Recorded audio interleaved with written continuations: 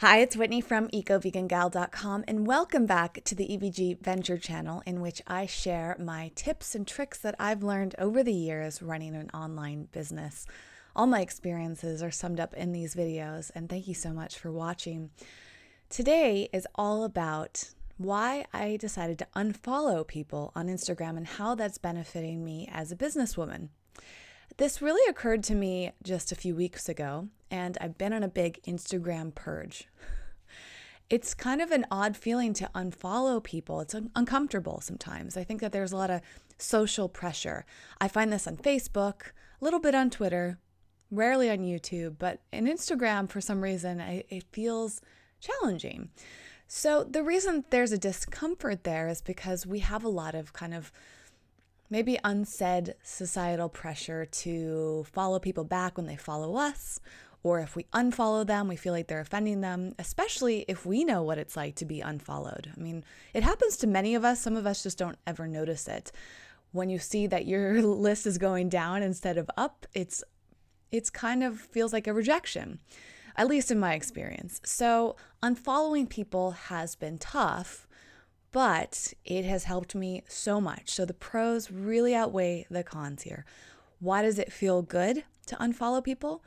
Because for me, Instagram, and this might differ from you, this isn't necessarily about Instagram itself. It's really about your favorite social media network. So what I'm about to say may apply to you if your favorite network is Facebook, for instance, or YouTube, whatever it may be.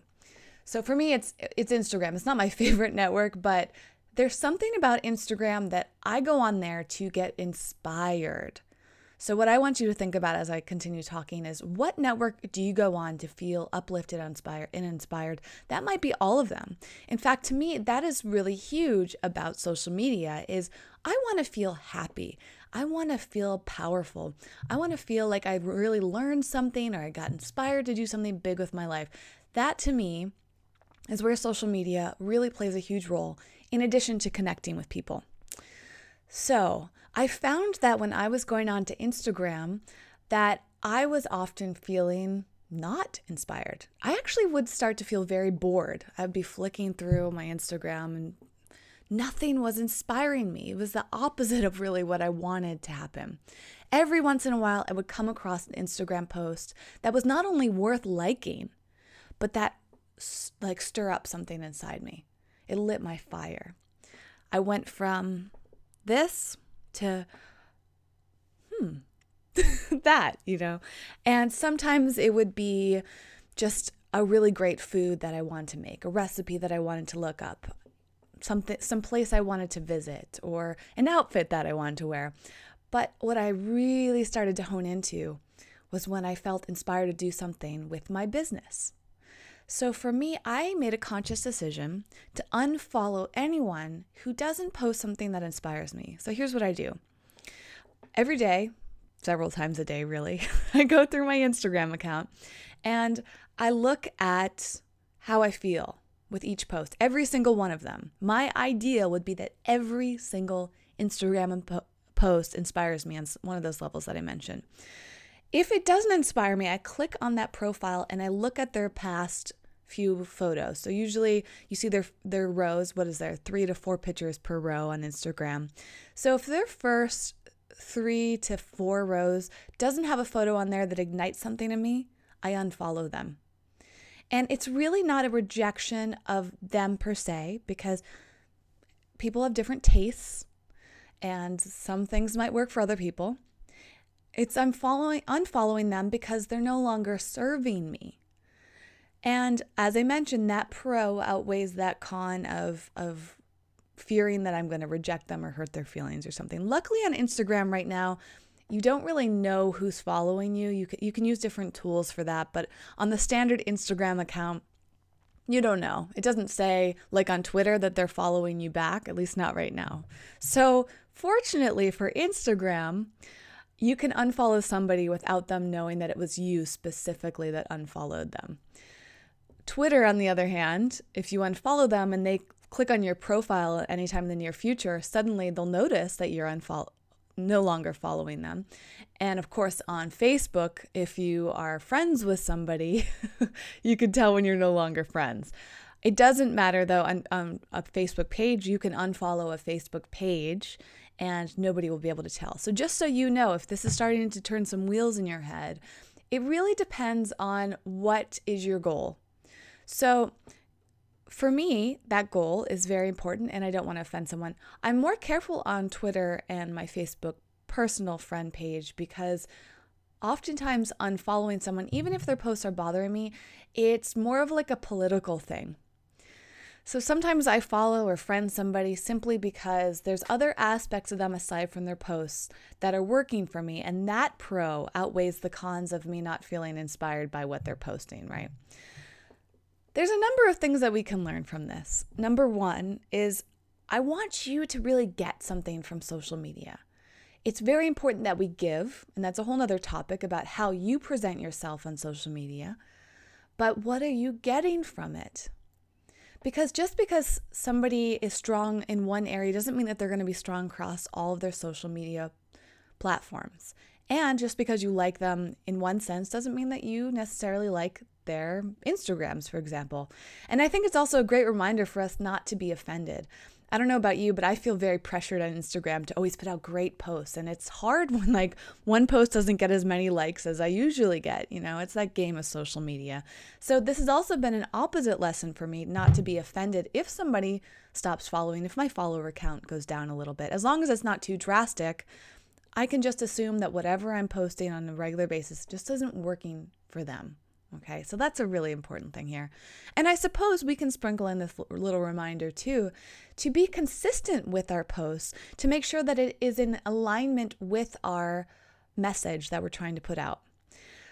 The accounts that I usually unfollow on Instagram are when it's just a picture of somebody's personal life. That's not extremely interesting to me. And I've thought about this a lot in my own posts. So an example would be, if I'm following somebody for food, I don't really want to see a ton of photos of them with their cats unless it is a really cute or funny moment. But just a picture of their cat lying down, too much of that. It's not my thing. It's not worth sitting in my feed because ultimately it's taking up my time, right?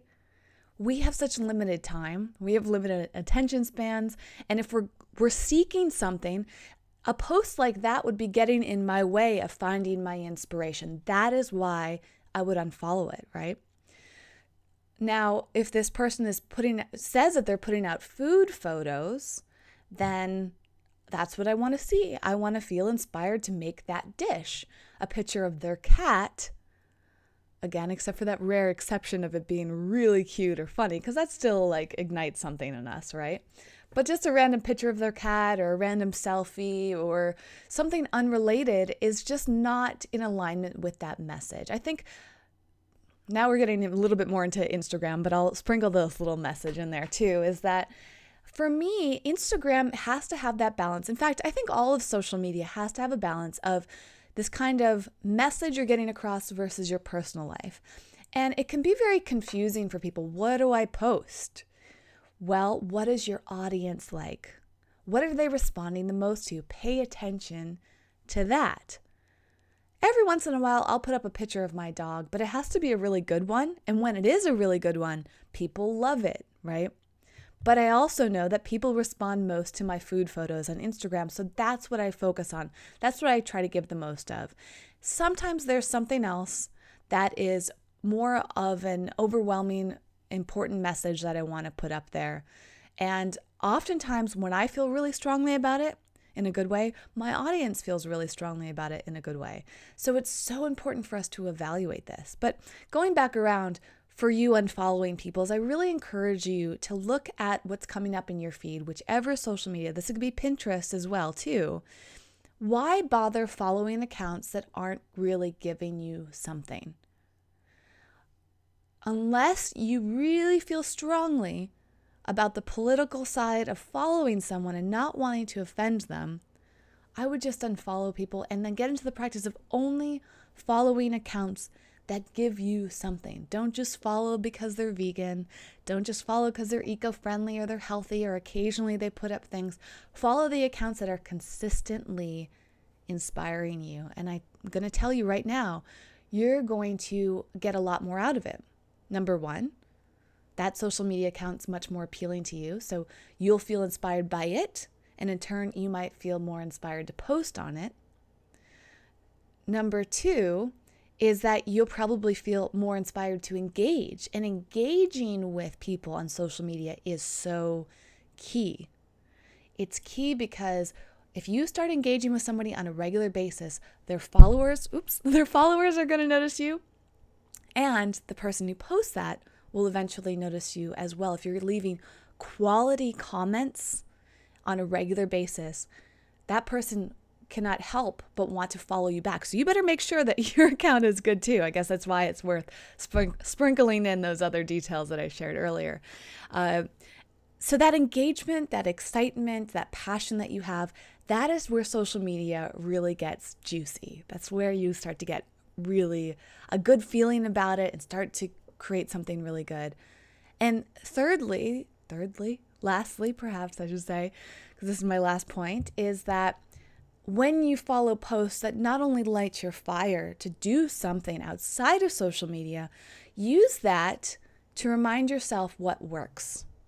Take notice of what photos stop you and say, wow, I've got to like this. I've got to read this post. I've got to comment on those. If you're feeling that, then other people are feeling that. So why not take those same type of posts and try to do those on your own? Not exactly, right? As my last video is all about, not copying them, but modeling them. Start to take notes. You can take a screenshot. You can write a little note to yourself about what works. Whatever it takes for you to get into the practice of doing similar things. Okay? So now I want to know, does this strategy work for you? How choosy are you when it comes to following people on social media? Instagram, Facebook, Twitter, Pinterest, wherever you are. Why do you follow certain people? What do you notice coming up in your feed that you love? And have you been feeling annoyed by your feeds lately? And if so, do you think that this technique is going to not only help you want to be on that social media network as a follower, but is it going to help you create better content?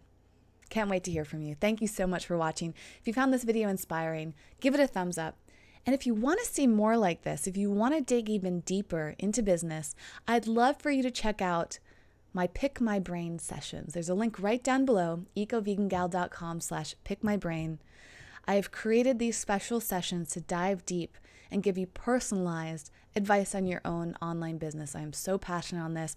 It is growing at a really quick rate. I just launched this in December 2014 and had amazing response and working with incredible people. I would love to have you there. So check that out. Get it now because the prices of this are going to be going up the more value I add to it. So I would love for you to be one of those early adopters. You can check out ecovegangal.com if you want to get inspired about your business and learn about health. It's really there to inspire, educate, and empower you.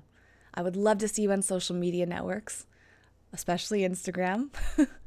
And if you ever have feedback about my posts, I would love to hear any constructive criticism. I don't like that word, but any creative input that you have, I'm always willing to adapt. So let me know, what do you want to see more of?